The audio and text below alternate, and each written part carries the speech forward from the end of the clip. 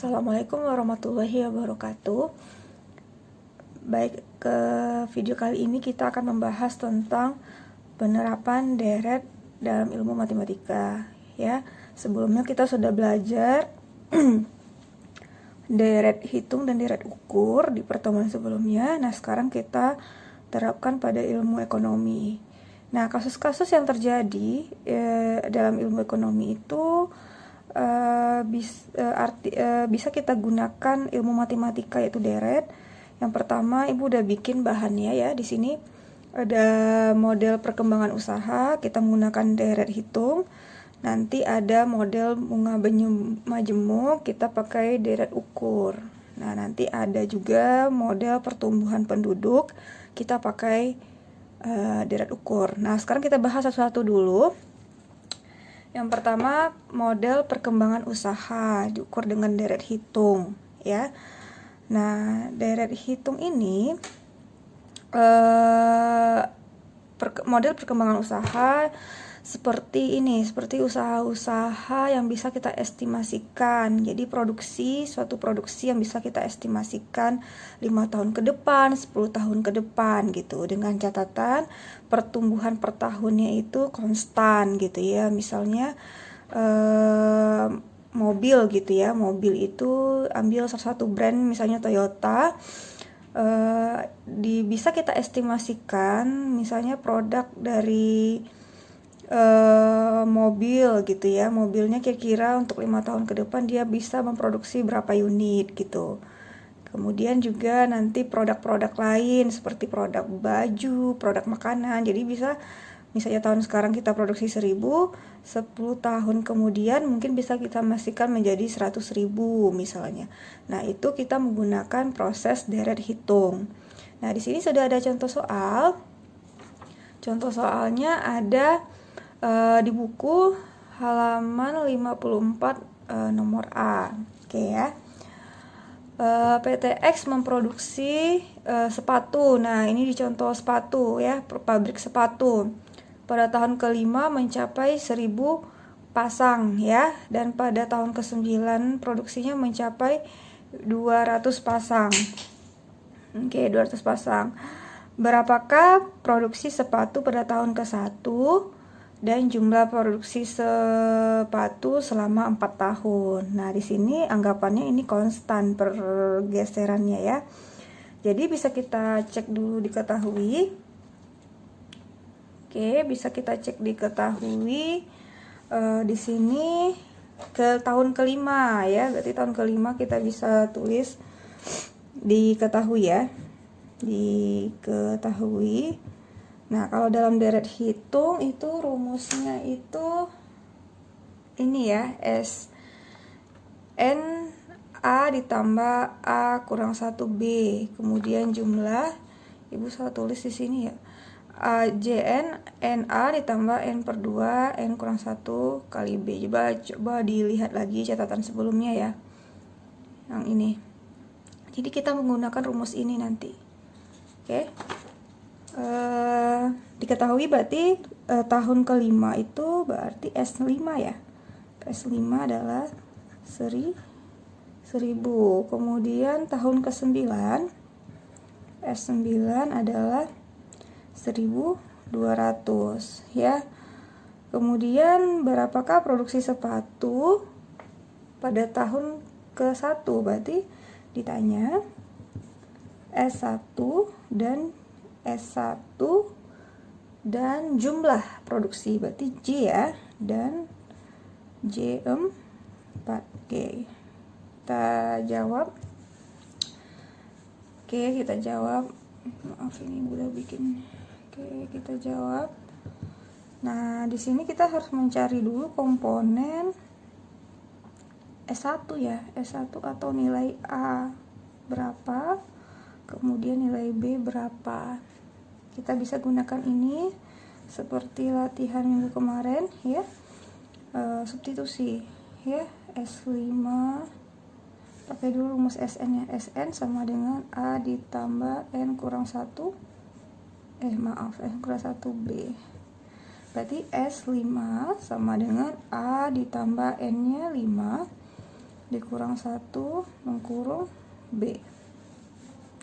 Berarti di sini S5 sama dengan A ditambah 4B. S9 A ditambah 9 dikurang 1B. Berarti S9 sama dengan A ditambah 8B. Ini kita substitusi eliminasi ya. Ini kita eliminasi, bisa kita kurangi langsung. Oh maaf, ini kita tulis ya 1000 kemudian 1200.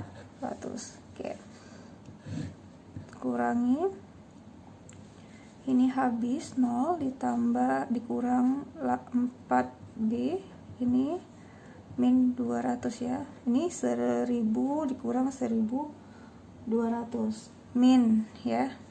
Berarti min 200 sama dengan min 4B. Ini kan sama-sama min, pindah ruas, min 4. Berarti B nya adalah 50 ya. Negatif bagi negatif, oh maaf. Oke, negatif dibagi negatif itu hilang dia. Oke, setelah itu kita cari S1 A ya. Berarti kita substitusi ini, substitusi B sama dengan 50 ke S5 aja ya. S5 itu 1000 sama dengan A ditambah 4B, maaf ya.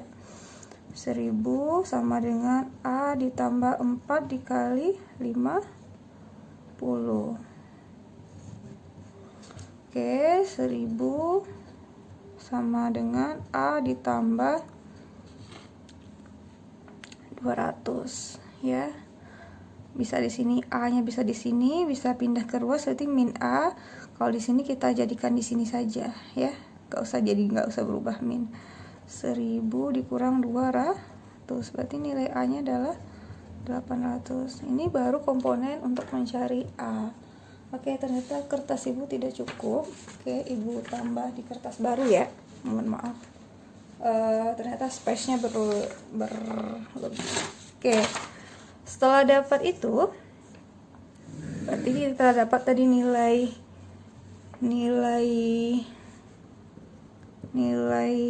B sama dengan 50, nilai A sama dengan 800. Berarti nilai A ini adalah langsung suku pertama ya. Berarti udah dapat nilainya, berarti S1 nya sama dengan 800 ya. Oke, sekarang yang B, jumlah produksi sepatu selama 4 tahun. Jadi jumlah produksi sepatu selama tahun jadi JN ya. JN itu rumusnya kita pakai yang ini aja. Yang JNA kali 1. Kalian jangan khawatir, rumusnya nggak perlu dihafal ya. Ya dipahami aja perbedaannya gitu. Nanti boleh untuk ujian nanti ibu kasih clue-nya. Oke ya. Nggak perlu dihafal. Berarti yang B J4. Oke.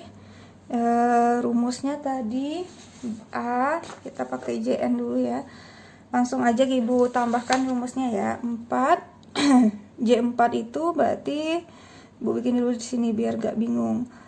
N kali A ditambah N per 2 dalam kurung N kurang 1 B. Di J4 sama dengan N. N nya 4, A nya 800 ditambah 4 per 2, kemudian 4 dikurang 1, B nya adalah 50. J4 sama dengan, ini dikali 3200 ya, ditambah bagi 4 bagi 2 dikali 3, ini langsung dibuka kurung aja 50. J4 sama dengan 3200 ditambah 2 dikali 150, berarti J4 320 ditambah 300, berarti J4 nya adalah 350. Oke, selesai untuk contoh soal yang pertama, materi model perkembangan usaha, itu menggunakan deret hitung. Oke, ini kembali lagi ke slide ini, materi ini. Mohon maaf kalau misalnya nanti ada yang kepotong ya, nanti perhatikan lagi semuanya. Oke, berarti kedua kita bahas tentang model bunga majemuk ya. Nah, model bunga majemuk ini kita pakai di deret ukur, maaf. Nah, yang dekat sama kita itu adalah untuk kasus simpan pinjam hitung bunga dan investasi. Jadi hal-hal yang terjadi di perbankan dasarnya adalah ilmu matematika gitu, menghitung estimasi bunga atau pelunasan yang akan dilakukan oleh nasabah. Misalnya ibu nih minjam uang ke bank, dikasih uang 5 juta, nanti ternyata 5 tahun ke depan ibu nggak bayarnya totalnya 5 juta, tidak 5 juta ya, ditambah dengan 5 juta ditambah bunga. Nah, bunganya berapa? Nah, itu kita pakai hitung deret ukur. Dasarnya seperti itu. Walaupun di bank atau di koperasi simpan pinjam, di pegadaian segala macam, atau di usaha gadai, itu sudah menggunakan aplikasi ya, software, tapi secara dasar sekali kita belajarnya dari rumus-rumus ini ya. Oke, rumusnya menghitung nilai masa yang akan datang, future value, ada FFN. Ini bisa dilihat rumusnya, nanti boleh dicek bukunya ya, cross check ya bukunya kalau ibu ada kesalahan penulisan. Ini M per semester, per tahun ada beda A dan B, menghitung nilai yang akan datang. Berarti kalau ibu minjam sekarang, ibu bayarnya 5 tahun ke depan berapa kalau ibu 5 tahun ke depan tadi gitu ya, minjamnya. Nah, kalau menghitung nilai sekarang, ibu juga bisa, ada juga soal nanti nilai nilai yang harus ibu bayar di awal berapa gitu ya, bisa nanti perhitungannya kita lihat di contoh soal. Oke, ini ada rumusnya, silakan dicatat. Ada untuk per tahun, per semester. Di sini juga dengan keterangan jumlah sekarang, nilai awal, tingkat bunga per tahun, M per I itu biasa ya, investasi interest. M itu amount ya, maksudnya per semester itu per 6 bulan gitu ya.